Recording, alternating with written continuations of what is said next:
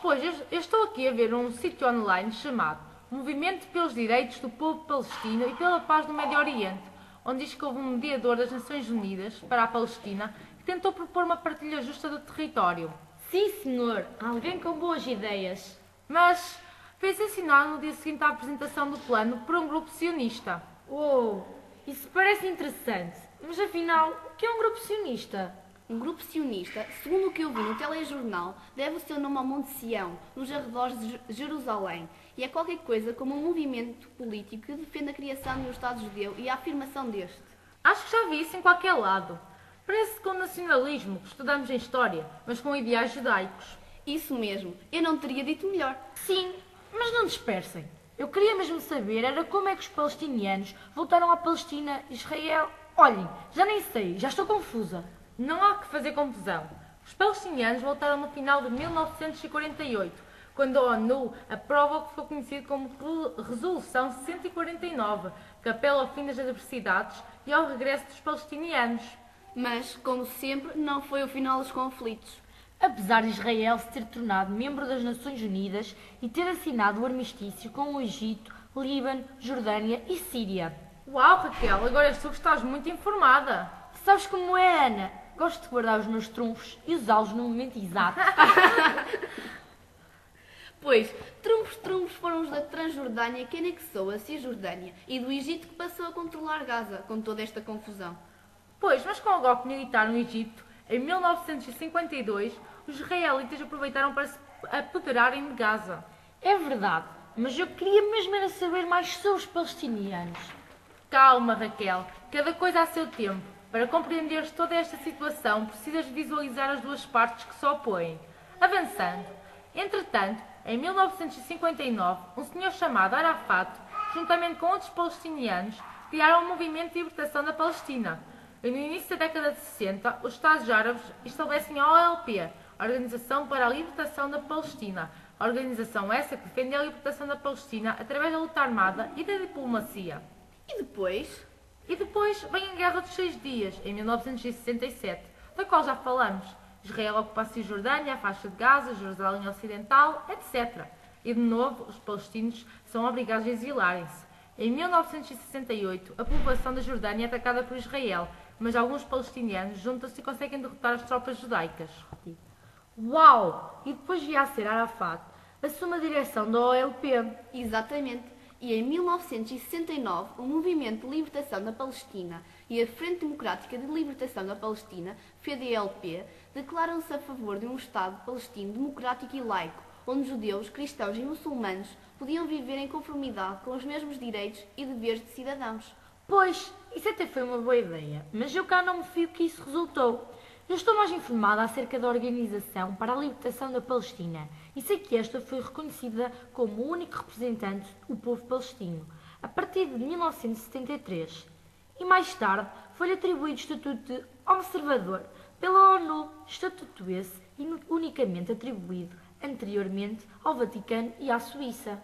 E depois de ainda mais conflitos, em 1979 é assinado o primeiro Tratado de Paz Israelo-Árabe nos Estados Unidos da América e em 1980 o Estado de Israel anexa Jerusalém Oriental. Mas as coisas não correram bem porque... Esse eu sei.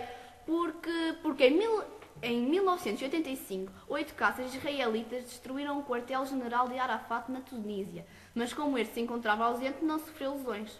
Pois, mas não ficaram só por aí. Mas claro, porque em 9 de dezembro de 1987, a chamada Revolta das Pedras, ou Intifada, é organizada contra a ocupação israelita, começando na faixa de Gaza e alastrando-se para a Cisjordânia, causando a morte de muitos palestinianos. E depois, no final de 1988, a OLP proclama o Estado palestino com Jerusalém como sua capital e reconhece Israel, Yasser Arafat. Bem, agora é a minha vez de interromper. Eu sei que o Arafat reconheceu a existência de Israel perante a ONU e assumiu que denunciaria o terrorismo. Após esse acontecimento, é declarado Presidente da Palestina pela OLP em 3 de abril de 1979. E depois, em 1993, israelitas e palestinianos rubricam, em Oslo, na Noruega, uma declaração de princípios, acabando por ser assinada por Rabin e Arafat uns meses mais tarde em Washington, nos Estados Unidos da América. E sabem quem recebeu o Prémio Nobel em 1994? Deixa-me adivinhar, não digas. Yasser Arafat e Shimon Peres, o presidente israelita daquela altura, do qual ainda não tínhamos falado. Raquel, que te mexa prazeres! Pois, para compensar, agora sou eu a falar. Fiquem sabendo que em 1995, mais precisamente em 28 de setembro, assinam o Acordo Interino de Oslo, que visa a retirada dos israelitas de algumas províncias palestinianas e são transferidos poderes para Arafat. No mesmo ano, Rabin é assassinado por um extremista judeu e no ano seguinte as eleições palestinianas elegem Arafat como Presidente da Autoridade Palestina. Pronto, Raquel! Finalmente, em 1996, o Conselho Nacional Palestino elimina da Carta Nacional Palestina todos os artigos que põem em causa Israel. Mas em setembro desse ano, israelitas e palestinianos voltam aos confrontos armados devido à abertura de um túnel debaixo da esplanada das Mesquitas, ocorrendo mais 76 mortes do lado palestiniano. No entanto, Arafat e Netanyahu, primeiro-ministro de israelita, decidem prosseguir com os processos de paz, mas apesar dos esforços não registram progressos. E até posto que isso se agrava quando acontece a chamada Segunda Intifada, em 2000, mas palestinianos e israelitas tentam reatar as negociações de paz e acordar o fim da violência em outubro desse ano. Não é verdade? Ser até é, Mas, em 2002, após ser cair a Yasser Arafat em dezembro de 2001, os palestinianos iniciam uma nova sequência de ataques e o então primeiro-ministro de Israel, Sharon, ordena a reocupação dos territórios da faixa de Gaza e da Cisjordânia. E mais tarde, com a necessidade de um Estado palestiniano, Israel dá início à construção de uma muralha defensiva, conhecida como a Muralha de Sharon.